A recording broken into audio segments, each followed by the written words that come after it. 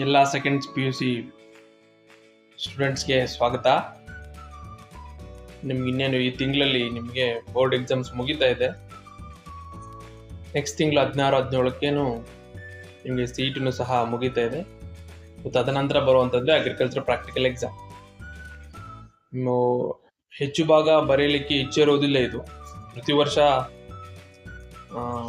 Board exam 1 ಲಕ್ಷದ ಮೇಲೆ ಬರೆದ್ರೆ ಅಗ್ರಿಕಲ್ಚರ್ ಪ್ರಾಕ್ಟಿಕಲ್ ಎಕ್ಸಾಮ್ ಬರೆಯುವಂಥದ್ದು ಒಂದು 20,000 to 30,000 ಜನ ಇಷ್ಟು ವರ್ಷಗಳ ಡಾಟಾದಲ್ಲಿ.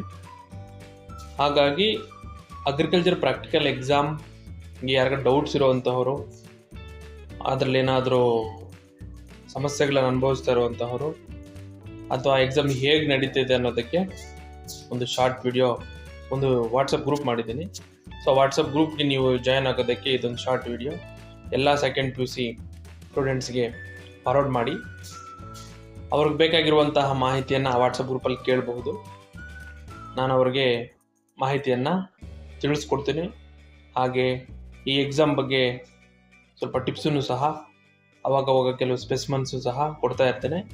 ಇದೊಂದು ಅವ್ರಿಗೊಂದು ಅಡಿಷ್ನಲ್ ಸೋರ್ಸ್ ಆಗುತ್ತೆ ಕಲಿಯೋದಕ್ಕೆ, ಮತ್ತು ಅಗ್ರಿಕಲ್ಚರ್ ಪ್ರಾಕ್ಟಿಕಲ್ ಎಕ್ಸಾಮ್ನ ಫೇಸ್ ಮಾಡೋದಕ್ಕೆ ಇದೊಂದು ಅಡಿಷ್ನಲ್ ಸೋರ್ಸ್. ಧನ್ಯವಾದಗಳು. ಈ ಚಾನಲ್ಗೆ ಸಬ್ಸ್ಕ್ರೈಬ್ ಆಗಿ ಮತ್ತು ಈ ಮಾಹಿತಿನ ಎಲ್ಲ ಸೆಕೆಂಡ್ PUC ಸ್ಟೂಡೆಂಟ್ಸ್ಗೆ ಶೇರ್ ಮಾಡಿ. ಧನ್ಯವಾದಗಳು. ಕರ್ನಾಟಕದಲ್ಲಿ ಕೃಷಿ ಪ್ರಾಯೋಗಿಕ ಪರೀಕ್ಷೆಗೆ ಸಂಬಂಧಿಸಿದ ಯಾವುದೇ ಅಪ್ಡೇಟ್ಗಳಿಗಾಗಿ ವಾಟ್ಸಪ್ ಗುಂಪನ್ನು ಸೇರಿಕೊಳ್ಳಿ. ನೀವು ಗ್ರೂಪ್ ಸೇರಿಕೊಳ್ಳಿ. ಲಿಂಕ್ ವಿವರಣೆಯಲ್ಲಿ ಮತ್ತು ಕಾಮೆಂಟ್ಗಳಲ್ಲಿ ಇದೆ. ಶೀಘ್ರವಾಗಿ ಸೇರಿಕೊಳ್ಳಿ.